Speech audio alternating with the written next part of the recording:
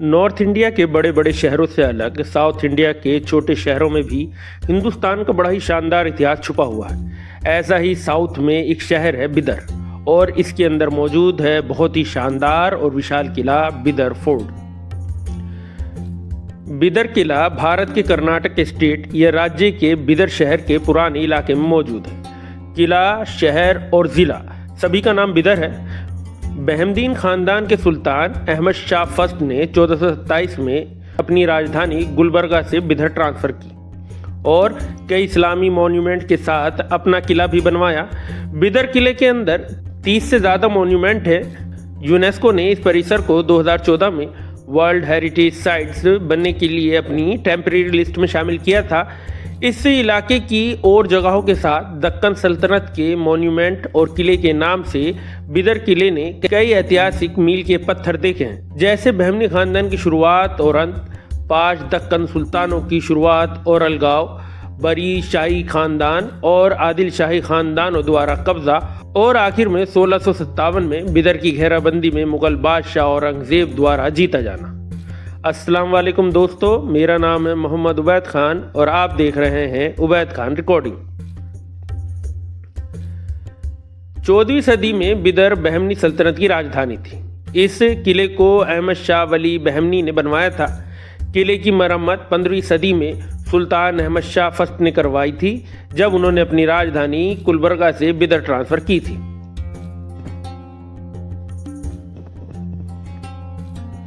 बिदर किला अहमद शाह वली बहमनी ने बनवाया था। पुराने किले का सटीक लेआउट इसकी हिफाजती किलेबंदी को दिखाता है। बिदर के पुराने किले पर 1321-1322 में काकतीय खानदान के तुगलक खानदान के शहजादे उलूग खान ने कब्जा कर लिया था, जो बाद में दिल्ली के सुल्तान मोहम्मद बिन तुगलक बने। बहमनी सल्तनत, जिसकी शुरुआत 1347 में मानी जाती है, बिदर पर सुल्तान अलाउद्दीन बहमन शाह का कब्जा हो गया। अहमद शाह फर्स्ट की हुकूमत के दौरान, जिनकी हुकूमत का दौर 1422 से 1436 तक था, बिदर को बहमनी सल्तनत की राजधानी शहर बनाया था। अहमद शाह की हुकूमत में पुराने किले की मरम्मत की गई और खूबसूरत मदरसे, मस्जिद, महल और बाग बनवाए गए। इतिहासकार फरिश्ता कहते हैं कि मरम्मत 1429 में शुरू हुई और 1432 में पूरी हुई। 1619-1620 में आज़ाद बीजापुर सल्तनत ने बिदर किले पर कब्जा कर लिया था, लेकिन 1657 में उस दौर के मुगल वायसराय औरंगजेब के हाथों हारा गया और 1686 में औपचारिक रूप से मुगल सल्तनत में उसे शामिल किया गया। 1724 में बिदर निज़ामों के आसफ जाही साम्राज्य का हिस्सा बन गया। नवाब मीर सईद मोहम्मद खान, जिसे सालाब जंग के नाम से भी जाना जाता है, जो आसफ जहाँ शाही खानदान के पहले निज़ाम के तीसरे बेटे थे, ने 1751 से 1762 तक बिदर किले पर हुकूमत की, जब तक कि उसके भाई मीर निज़ाम अली खान, जिसे आसफ जहाँ सेकंड के नाम से भी जाना जाता है, ने उसे कैद नहीं कर लिया और बाद में 16 सितंबर 1763 को किले में उसे मार दिया। निज़ामों की हुकूमत के दौरान किले के अंदर लगभग सभी महलों का इस्तेमाल सरकारी ऑफिस के लिए किया जाता था और एक का इस्तेमाल जेल के तौर पर किया जाता था। आर्कियोलॉजिकल डिपार्टमेंट बनने के बाद किले को बहाल कर दिया गया और सरकारी ऑफिस को हटा दिया गया। 1956 में जब हैदराबाद स्टेट का बंटवारा हुआ, तो बिदर किला नए बने मैसूर राज्य, जिसका नाम अब कर्नाटक है, का हिस्सा बन गया।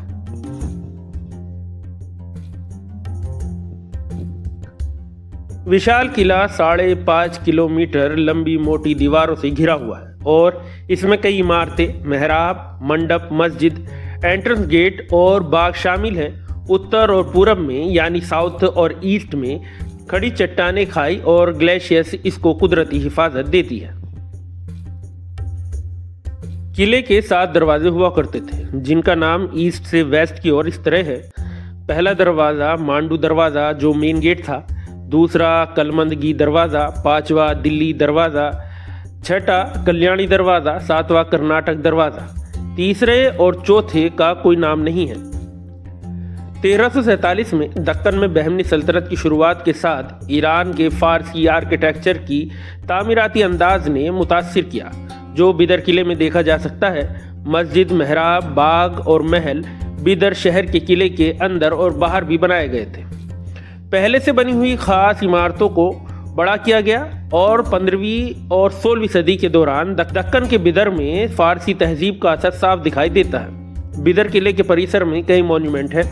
इसमें से खास है रंगीन महल, 16 खंबा मस्जिद, तख्त महल या दीवान खास, दीवान आम और भी कई मॉन्यूमेंट यहाँ मौजूद हैं।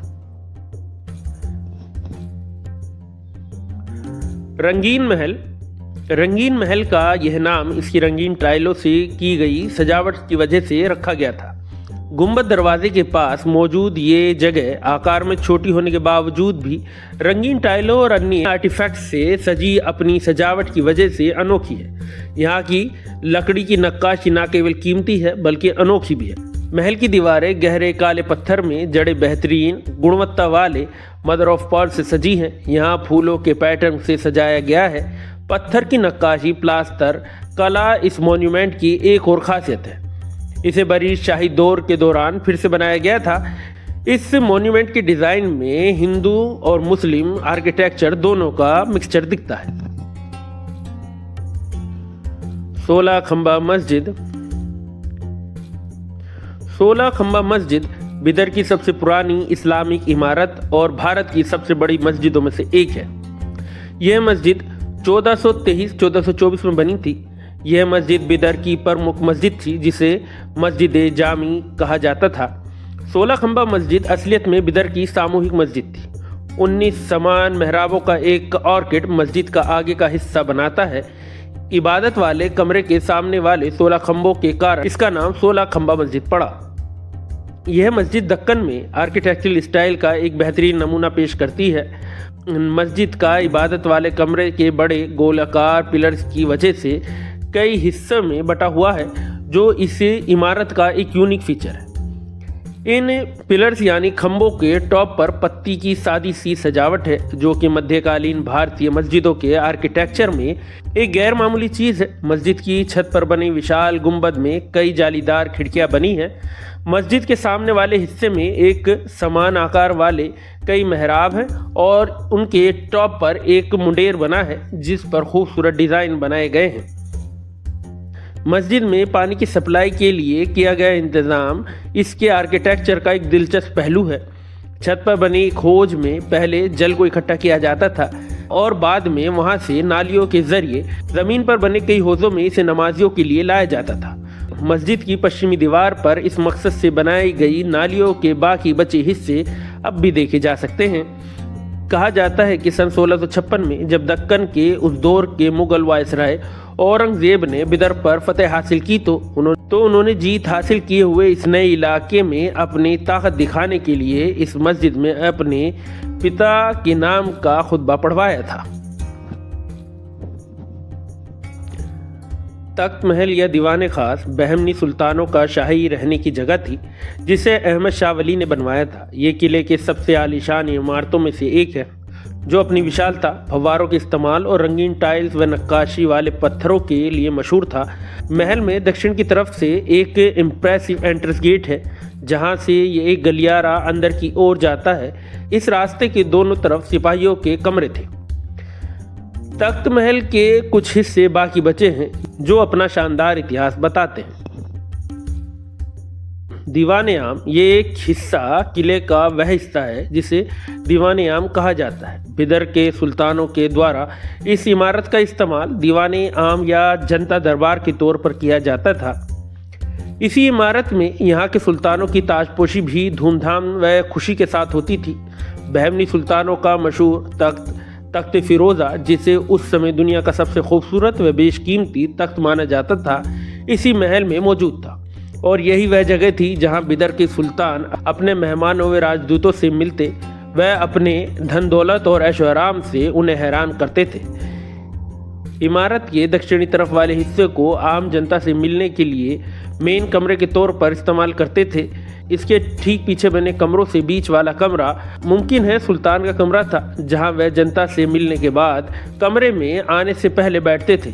सुल्तान के कमरे के दोनों तरफ चौकोर कमरे थे। इसके आगे गलियारे के जरिए अलग किए गए कुछ और कमरे थे जो मंत्रियों यानी वजीरों के लिए बनाए गए थे। इसके अब खंडर ही बाकी बचे हैं।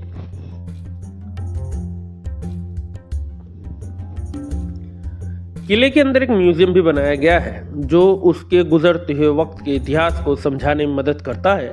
यहाँ पे बहुत सारे पत्थर की मूर्तियाँ, पुराने दौर के हथियार जो 500 या 600 सालों के अंदर उस दौर में इस्तेमाल किए गए, बंदूकें, तलवारें और भी बहुत सारी चीज़ें यहाँ मौजूद हैं जो हमें उस दौर से आज तक की तरक्की को दिखाते हैं और उसे समझने के लिए हमारी मदद करते हैं।